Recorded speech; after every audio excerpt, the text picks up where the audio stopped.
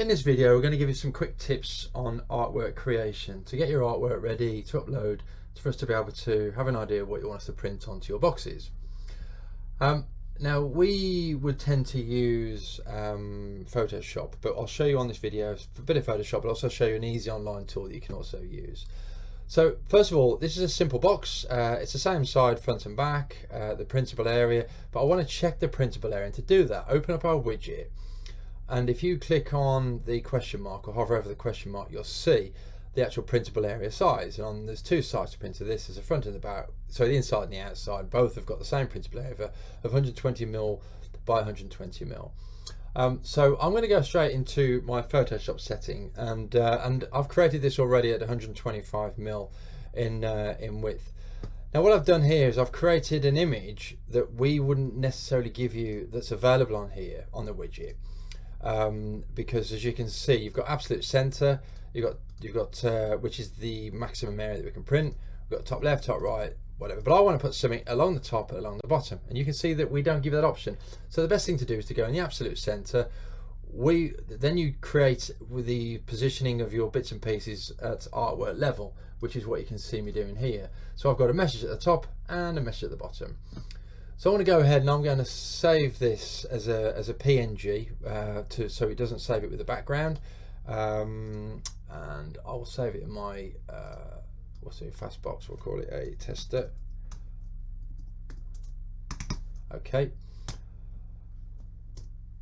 So now we're going to go into our box. I'm going to personalize it. We're going to, on the outside, we'll go straight into this one, absolute center. We'll choose a file, and with a bit of luck, there's our tester and our PNG here. Now you can see there's got a gap between the top and the bottom. We'll open this. Now I've almost got it bang on to fit that, slightly out of size, so again I'll just reduce that slightly, and there's my message. Now I've got a print at the top and a print at the bottom, and I'm happy with that. So that is how you quite simply create something that isn't available. As you can see, we don't give you that option of putting some at the top and some at the bottom, but you can do it at artwork level. And if you send us this artwork through, that's exactly how it will be printed on your box. But again, we'll send you samples through. Some other tips on Photoshop. You might, as we mentioned many a time, we need the best file format really is a PNG without a background. Photoshop comes with this really handy sort of instant eraser tool, so I can delete the background, which is delete all the white. So now I've just got my color. I can save it as a PNG and upload that ready to go onto my artwork. Now if you're not that familiar with Photoshop, you may also use some simpler and much cheaper versions if you don't do that often.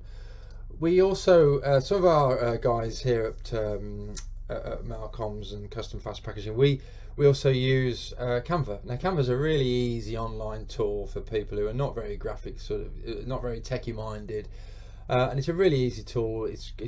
I think you can have a free version if you wanted to, but you may need the pro version to start doing some sort of jiggery and pokery on some of the bits of artwork. But again, exactly the same. I've already uploaded. You can upload your own media here if you wanted to, so you can send your artwork through. So I've already uploaded this. So I'm going to pop that on here. I've also uploaded that. Now I want to make sure there's no background here. Now with all these softwares, it does also give you the option to delete the background off the image. And if I click on here, you'll see what I mean. Now here on Canva, you've got this background remover. So I click on this, it's going to instantly take away that background. So now although you can't see it on here, it's got a white background, but it is clear.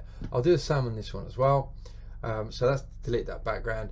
So I'm going to, again, I'm going to change this as well, because this doesn't look a square image. So I'm going to resize this at 120mm by 120. Okay, so I'll copy and resize that. So what it'll do, it'll now give me a square. I'm now going to put that at the top. I'll put that near the bottom somewhere, and I'm going to save this as a PNG exactly as I did in Photoshop. So and if I download it, it's offering me a suggested PNG, and here, this is the important bit. You can see here it needs a transparent background. So make sure you tick that and click download.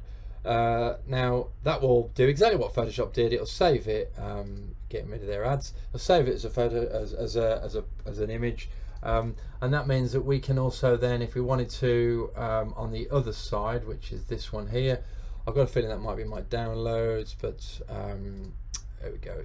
It's that one. Yeah, there we go. That's the one I've just created. And there you can see that it is uploaded that same image, or a slightly different image, but this is the one I created on Canva, and that was just using an online tool. Very simple. Just remember, always need PNGs and always try and remove the backgrounds. If you get any problems or you need any help, as always we mentioned, feel free to drop us a live chat or give us a call on 01543 572 776. I hope this video has been helpful. Thank you.